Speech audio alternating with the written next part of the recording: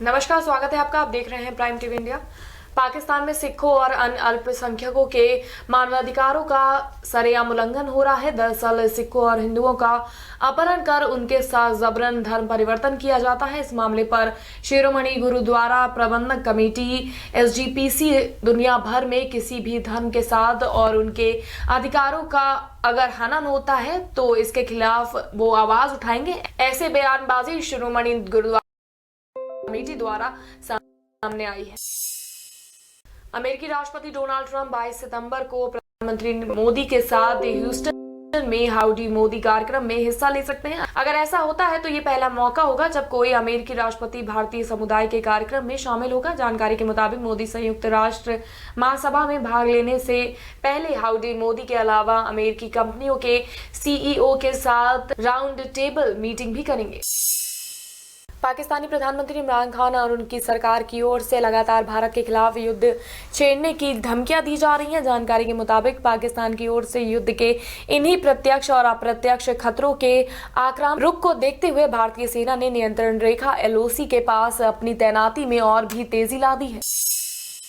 Iran ने Saudi अरब के तेल संयंत्रों पर ड्रोन हमले के पीछे उसे जिम्मेदार ठहराने वाले अमेरिकी आरोपों को निराधार बताते हुए खारिज कर दिया है। साथ ही कहा है कि अमेरिका इस्लामी गणराज्य के खिलाफ कार्रवाई करने के लिए कोई बहाना ढूंढ रहा था। इस मामले पर विदेश मंत्रालय के प्रवक्ता अब्बास मुसावी के एक बयान में कहा गया, ऐसे निराधार और बिना सोचे समझे लगाए गए आरोप एवं टिप्पणियां निरर्थक और समझ से परे होती है। दिल्ली के लुटियंस जोन में कई सांसदों को लोकसभा के एक पैनल से कड़ी चेतावनी मिलने के बाद भी आधिकारिक बंगले खाली नहीं किए गए हैं। सूत्रों के मुताबिक लोक आवास अधिनियम के तहत सरकार इन पूर्व सांसदों पर कार्रवाई करने पर विचार कर रही है।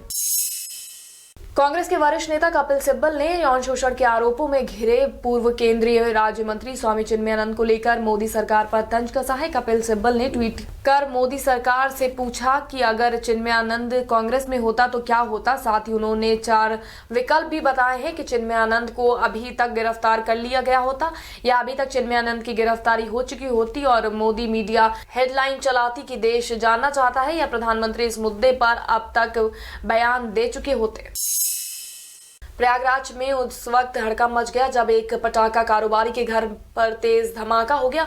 हादसे में एक गर्भवती महिला की मौत, वहीं 2 घरों के परखच्चे उड़ गए। बताया जा रहा है कि घर में कहीं पर विस्फोट सामग्री रखी हुई थी जिसके फटने से इतना बड़ा हादसा हुआ। घटना के बाद पुलिस मौके पर पहुंची और घटनास्थल का मुआयना किया।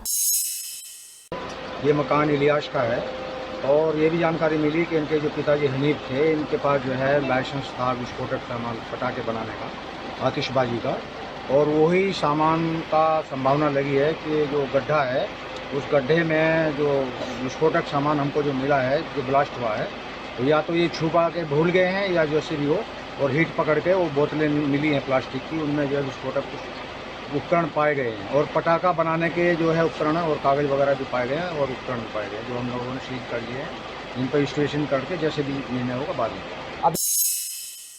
अमृतसर में ऑल इंडिया अखिल भारतीय दल के संस्थापक ने नए व्हीकल एक्ट के विरोध में मोदी का पुतला फूका और जमकर नारेबाजी भी की। इस प्रदर्शन के दौरान संस्थापक ने जानकारी देते हुए कहा कि मोदी ने देशवासियों को विश्व गुरु बनाने का सपना दिखाया था, लेकिन मजबूरन देशवासी को आत्महत्या करने के लिए मजबूर होना पड़ रहा है। मोदी के कारण बड़ी बड़ी फैक्ट्रियां, कारोबार बंद हो रहे हैं और बेरोजगार नौजवान सड़कों पर घूम रहे हैं।